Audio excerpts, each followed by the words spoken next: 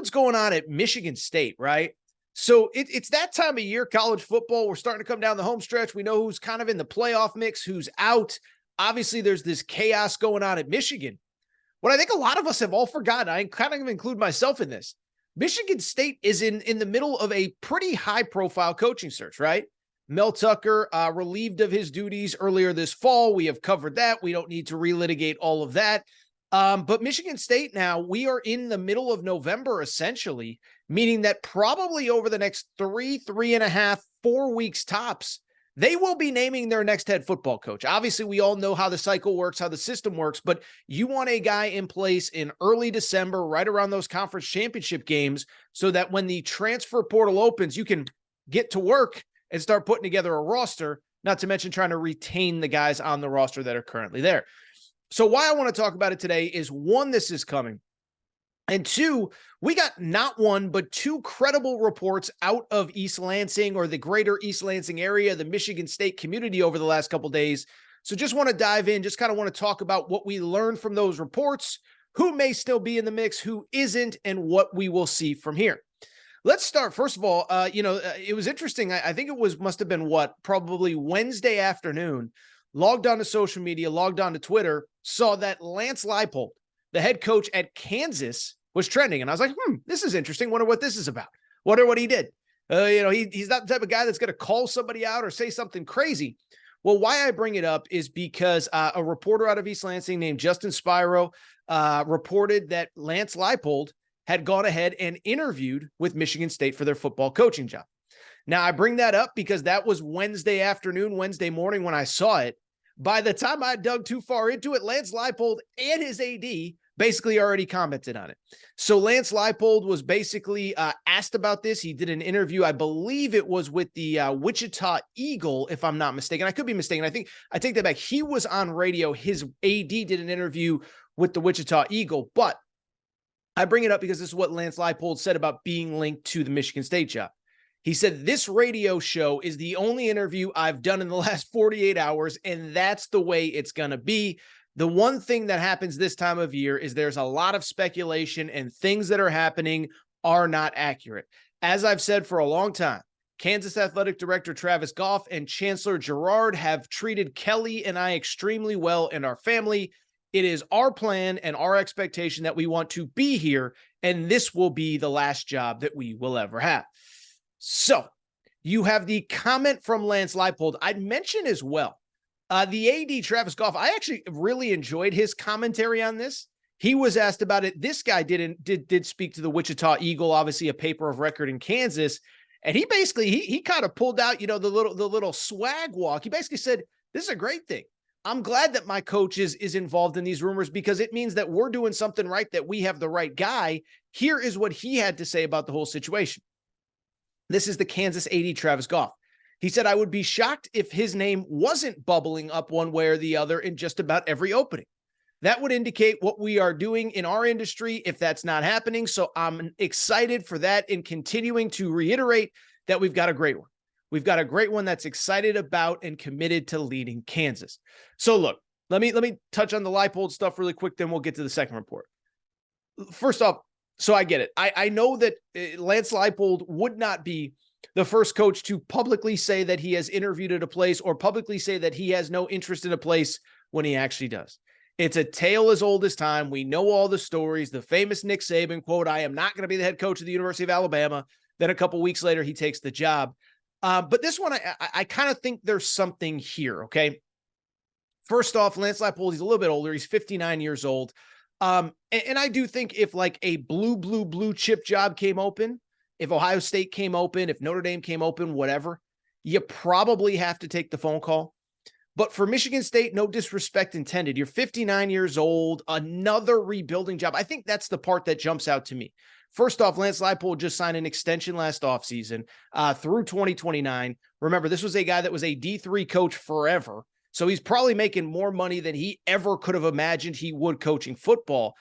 But two, beyond the extension that he signed last year, beyond the fact that there's probably a pretty meaty buyout involved, I think the other thing that just obviously stands out from my perspective is you're in the middle of a rebuild at Kansas that's way ahead of schedule. Do you now want to go to another place where you got to rebuild in a much tougher environment in the future Big Ten with USC and Oregon and Washington and UCLA coming to the mix on top of Michigan, Ohio State, Penn State, et cetera? And so if you're Lance Leipold, like this thing at Kansas is ahead of schedule. You're 7-2. You're in the top 20. There's not really a scenario where they make the Big 10, Big 12 championship game because they've lost to the two teams ahead of them in the standings, Texas and Oklahoma State.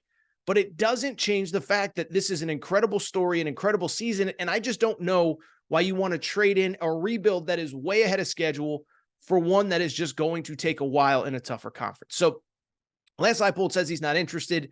This is one where I tend to believe him. Now, in terms of the second high-profile report about the Michigan State opening, there was a report from Rivals Michigan affiliate Spartans Illustrated. And I won't read you the whole thing. Credit to these guys. They're on the ground. They're covering this team every day. But they said essentially what I said to start this segment is that we are coming down the home stretch. The season is about to come to an end. You have to get a head coach in place. And so I bring it up because they have said that Michigan State has essentially wrapped up they're at a point where they have 4 guys in mind that they really like as candidates for the job. One is Lance Leipold. We just talked about him. 2 is Jonathan Smith, the head coach at Oregon State. 3 is Jake Dickert, the head coach at Washington State. 4 is Dave Clawson, the head coach at Wake Forest. So those are the names thrown out by Spartans Illustrated. Let me jump in on a couple of these. As far as Jonathan Smith is concerned, I'll just be blunt. This was the guy when the job opened in mid-September. This was the guy that I said, hey, Michigan State fans, go get. By the way, I think it's worth noting, I think there's probably a couple names that were listed early that are definitely not factors now. Pat Narduzzi, sorry, buddy. I know you probably wanted the job. I know Mark D'Antonio was probably going to bat for you. That ain't happening now with the season that you're having. Sean Lewis, the offensive coordinator at Michigan State or at Colorado, was linked to Michigan State early. Boy, how the mighty have fallen there. So I think this list makes sense. Starting with Jonathan Smith, again, the list was Lance Leipold, Kansas head coach, Jonathan Smith, Oregon State head coach, Jake Dickert, the head coach at Washington State, and of course, finally, Dave Clawson, the head coach at Wake. Jonathan Smith. So let's start with him because I said the day the job opened, I said, this is the guy that you should target. For people who don't know much about a background of him, played at Oregon State, is now the head coach at Oregon State. What I really like about him, 2 things. I mean, one, thank you everybody for your support of the Aaron Torres podcast YouTube channel. And we have a major announcement as with legal sports betting coming to the state of Kentucky. By the way, college hoop season is here. So, Kentucky is on fire. Well, guess what? Here is the announcement. The Aaron Torres pod YouTube channel has partnered with DraftKings Sportsbook and the DraftKings Sportsbook app. And here is the cool part. DraftKings has an incredible offer for first-time customers who are listeners of the Aaron Torres pod YouTube channel. Here is what you need to know about that offer. Download the DraftKings Sportsbook app. New customers can bet $5 on any game and get $200 in bonus bets instantly when you use the promo code Torres. That is right, Torres, Torres. It's that simple. Download the app. Bet $5 on any game. Could be pro, could be college, could be basketball, could be football. And you get $200 in bonus bets instantly when you use the code Torres. Thank you to DraftKings Sportsbook. Incredible offer. First-time customers, take advantage right now.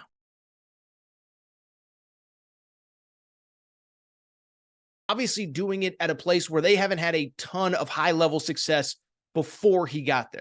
Program that was kind of at the bottom of the barrel for years and years and years, dating back to when he played there. They were good when he played there. Then he leaves, kind of that Chad Ochocinco, TJ Hushmanzada group leaves, and they're basically in an abyss for a decade, okay?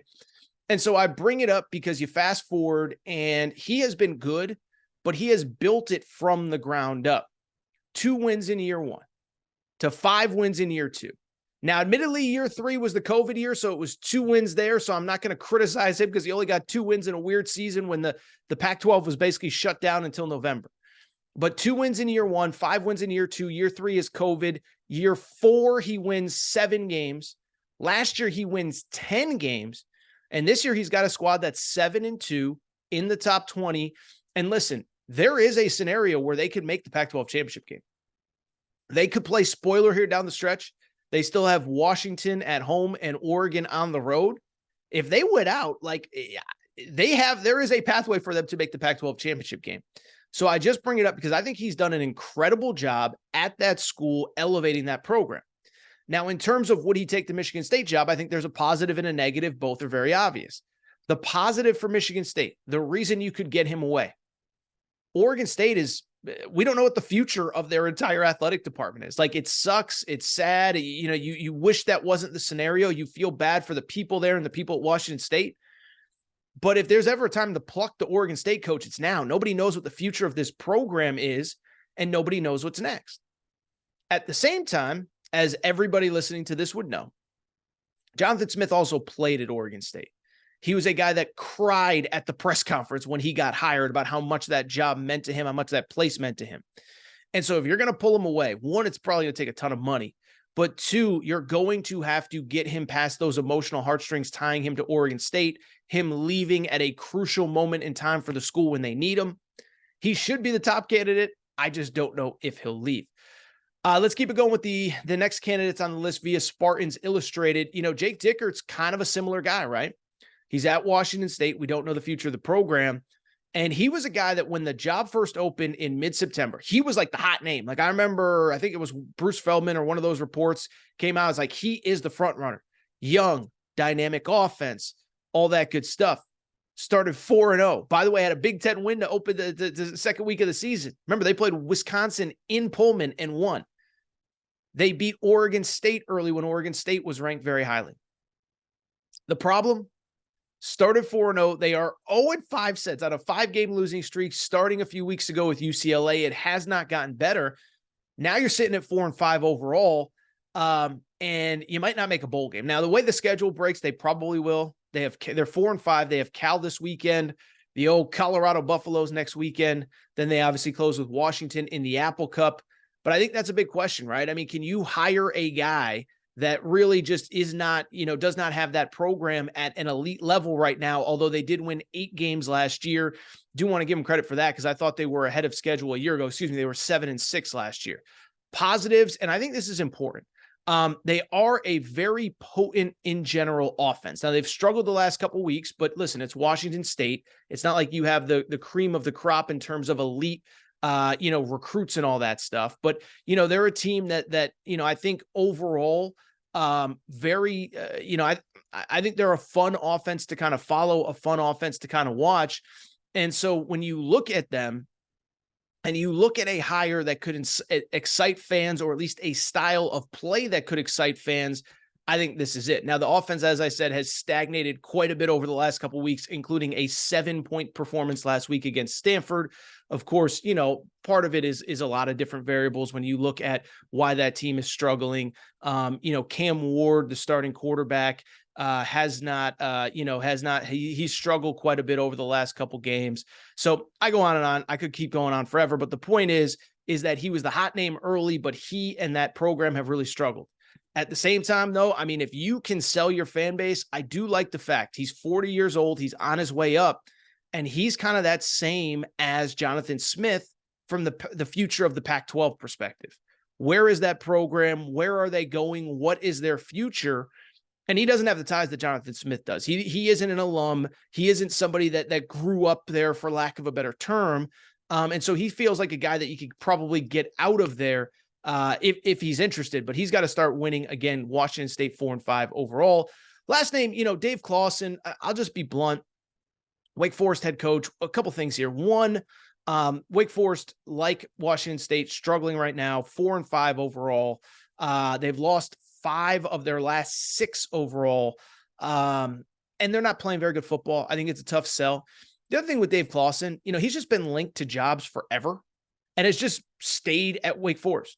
Just seems like a kind of guy that's happy there. He's in his mid to late 50s now. He's 56 years old. And listen, I think if he's going to make a move, it's probably got to be over these next couple years. But he's been at Wake Forest since 2014.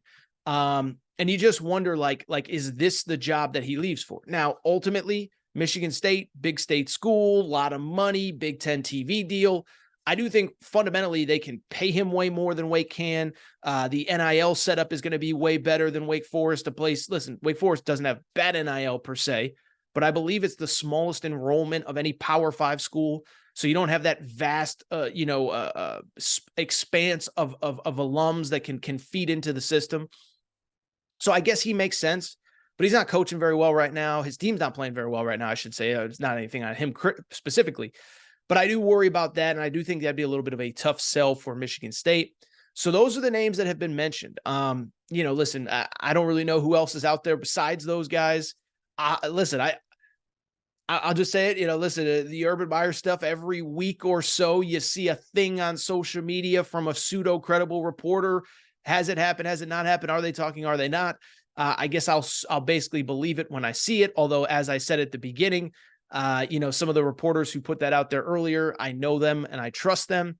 So we'll see about Urban Meyer. Lastly, let me just say this, and this isn't intended as a knock at Michigan State. I think this coaching search is going to be a fascinating kind of look into the present and future of kind of college sports in general, right? Because we've seen this consolidation of power in the SEC and the Big Ten with the additions of Oklahoma, Texas to the SEC, and of course, Oregon, Washington, USC, and UCLA to the Big Ten. Why I bring it up is because, one, obviously, look, there's more money, there's more resources, you can spend whatever. But at the same time, a place like Michigan State, that job just got inherently much tougher than it was. Ohio State's always going to be there. Michigan's always going to be there. Penn State's always going to be there.